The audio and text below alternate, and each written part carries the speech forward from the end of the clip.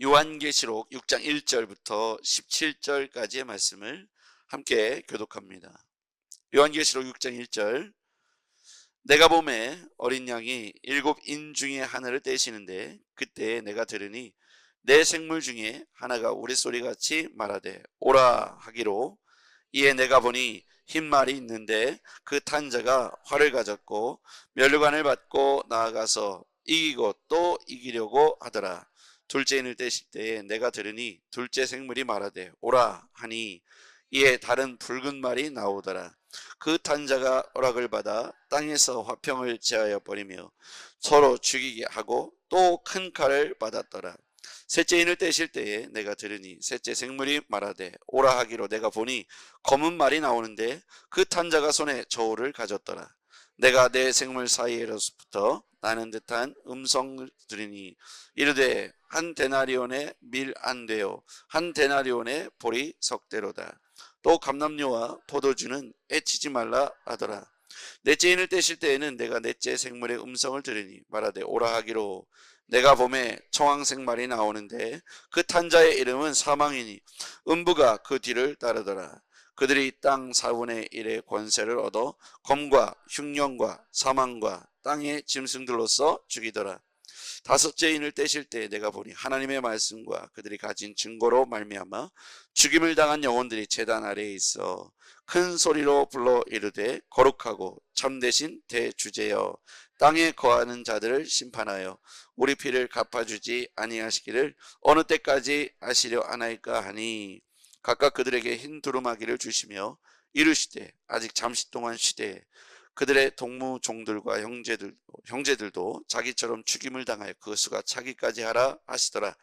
내가 보니 여섯째 인을 떼실 때에 큰 지진이 나며 해가 검은 털로 짠 상복같이 검어지고 달은 온통 피같이 되며 하늘의 별들이 무화과 나무가 대풍에 흔들려 설익은 열매가 떨어지는 것 같이 땅에 떨어지며 하늘은 두루마기가 말리는 것 같이 떠나가고 각 산과 섬이 제자리에서 옮겨짐에 땅의 임금들과 왕족들과 장군들과 부자들과 강한 자들과 모든 종과 자유인이 굴과 산들의 바위 틈에 숨어 산들과 바위에게 말하되 우리 위에 떨어져 보좌에 앉으신 이의 얼굴에서와 그 어린 양의 진노에서 우리를 가리라.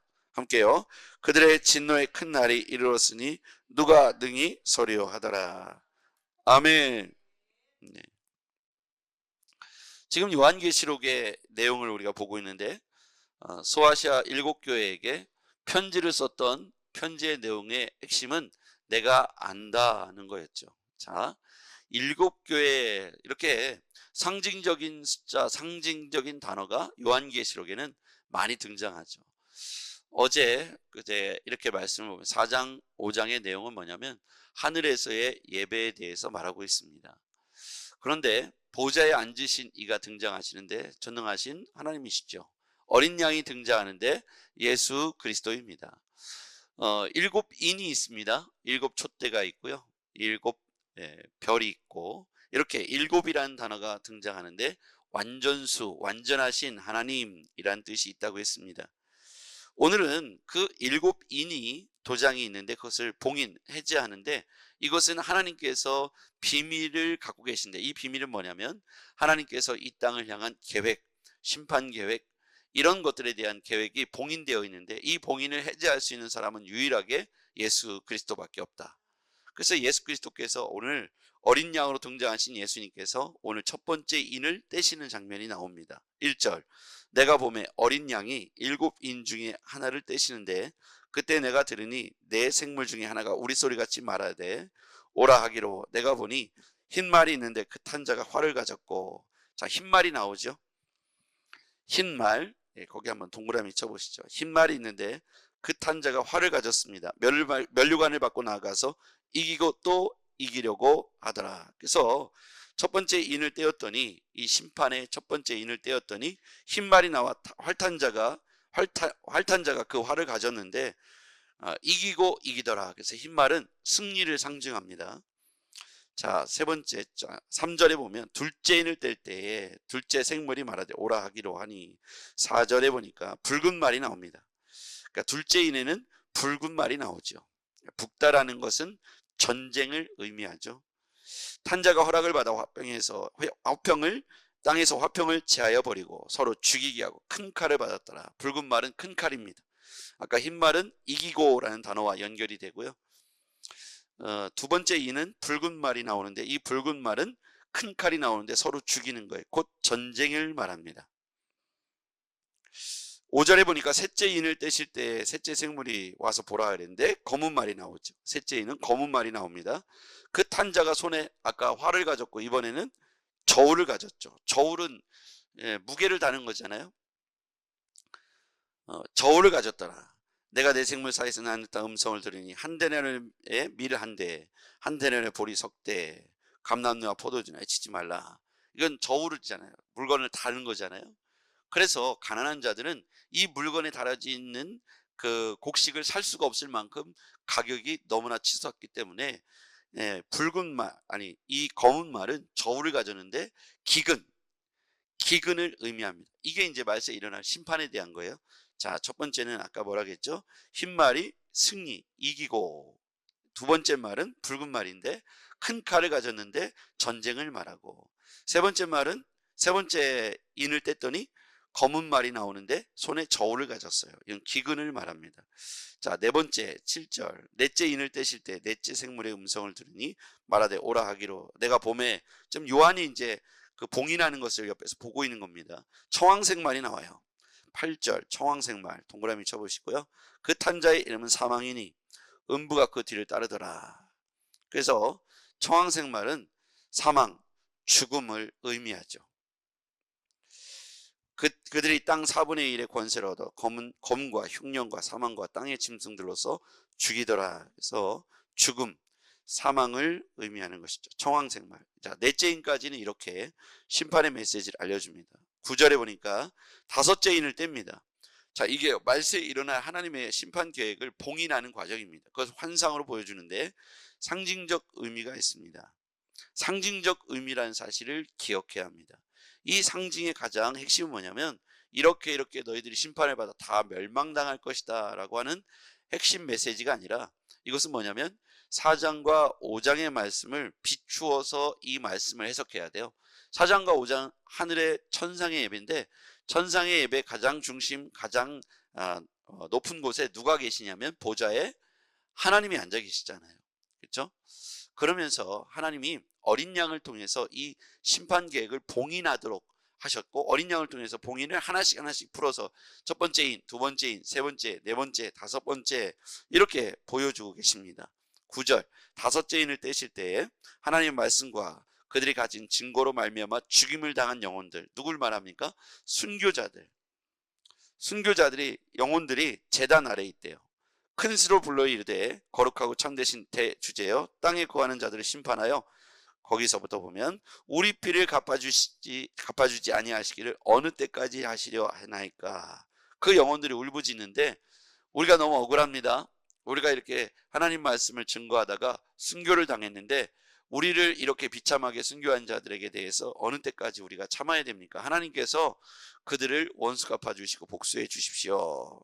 신원하는 소리가 그 안에 있다는 거예요. 그런데 11절에 보니까 각각 그들에게 흰 두루마기를 주시며 이르시되 아직 잠시 동안 머무르라, 쉬라. 그들의 동무 종들과 형제들도 자기처럼 죽임을 당하여, 그들도 자기들처럼 죽임을 당하게 될 것이고 그 수가 차기까지 하라. 그러니까 순교자들이 아직도 수가 더하여 그 심판의 때가 올 것이다. 그러니까 순교자들의 그 영혼들이 어느 때까지 우리가 참아야 됩니까? 라고 말할 때 아직 순교자들이 좀 더 차야 되니 좀만 더 인내하라. 다섯째 인을 뗄 때 그런 말씀을 해주셨다는 거예요. 자, 여섯 번째 인. 내가 보니 여섯째 인을 떼실 때 큰 지진, 해가 검은 털로 짠 상복과 같은 검어지고 달은 온통 피같이 되고 하늘의 별들이 모아가다가 대풍에 흔들려 설익은 열매가 떨어지는 것 같이 땅에 떨어지고. 이게 무슨 얘기입니까? 15절 땅의 임금들과 왕족들과 장군들과 부자들과 강한 자들과 모든 종과 자유인 굴과 산들 뒤에 숨어. 자, 그러면서 이 말씀을 보려면 마지막에 17절 그들의 진노의 큰 날이 이르렀으니 누가 능히 서리요. 그러니까 누가 능히 서리오. 누가 보좌에 앉으시니, 16절에 나오죠. 보좌에 앉으시니 얼굴에서와 그 어린 양의 진노에서 우리를 가릴 것인가. 누가 그 앞에 능히 설 것인가. 언제요? 진노의 날에. 여섯 번째 인을 뗄 때에 이렇게 음성이 들렸다고 말하고 있습니다. 이 봉인을, 7개의 인을 봉인하는, 이게 해제하는 과정을 보면, 인봉하는 것을 이렇게 하나하나를 뗄 때 나타나는 상황과 이런 계획들은, 이 모든 것들은 천상의 예배 가운데에서 보여지는, 그 뒤에 보여지는 심판 계획이기 때문에 하늘의 보좌에 앉으신 하나님께서 어린 양을 통해서 이것을 보여주면, 중요한 단어는 뭐냐면 인내하고 죄에서 떠나. 인내하고 죄에서 떠나. 한번 받아 적으세요. 인내하고 죄에서 떠나. 인내하고 죄에서 떠나 예배의 자리를 지키라는 말씀입니다. 인내하고 죄에서 떠나 예배의 자리를 지키라는 것이죠. 또한 기회가 주어졌음에도 불구하고 회개하지 않고 여전히 죄를 범하는 자들에게 무서운 심판의 경고로 이 봉인을 해제하고 보여주고 있는 것이죠. 진노의 날 심판을 피해 숨을 곳이 없게 될 것이고, 누가 능히 그 앞에 설 것인가. 그러므로 지금 우리에게 아직 그날이 오지 않았으니, 그날이 오기 전에, 하나님의 진노의 날이 오기 전에 우리가 어린 양 앞에 다시 회개하고 죄에서 떠나 예배의 자리로 서야 하겠습니다.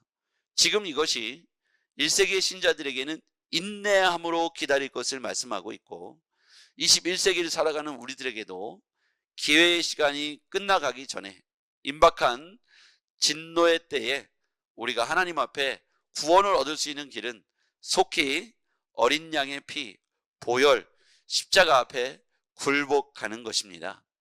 그래서 이 말씀이 심판의 메시지, 경고의 메시지로 1세기 신자들에게 주어졌다면, 21세기의 우리에게는 똑같이 동일하게 하나님 앞에 우리의 삶을 돌아보고, 기회가 주어졌음에도 회개하지 않는다면 누가 능히 서리오, 이 말씀을 기억하면서 피할 곳이 없고 피할 데가 없는데, 땅의 임금들, 왕족들, 장군들, 부자들, 강한 자들, 또는 모든 종과 자유인, 누굴 막론하든지 권력을 가진 자든지 갖지 않은 자든지, 땅의 임금들, 왕족들, 장군들, 부자들, 누구를 의미할까요?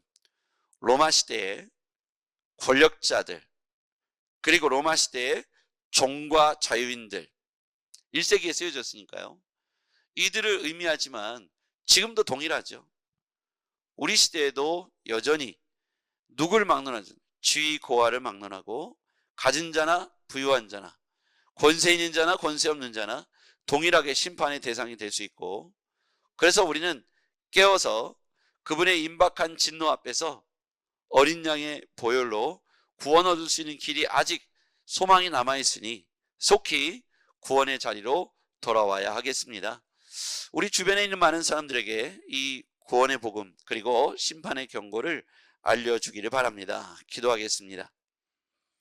전능하신 아버지 하나님, 오늘 우리에게 임박한 이 심판의 때를 보면서 어느 때까지 우리의 한을 풀어주시겠습니까? 라고 말했던 순교자들의 외침과 같이 지금의 시대를 살아가고 있는 그리스도인들에게 탄식과 아픔이 있다면 주님 위로해 주시고, 아직 하나님의 자녀로 복음 앞에 돌아오지 못한 자녀가 있다면 임박한 진노의 날에 누가 능히 그 앞에 서리오라고 말씀하신 이 경고의 메시지를 듣고 우리가 속히 그리스도의 자녀로 돌아오게 하옵소서.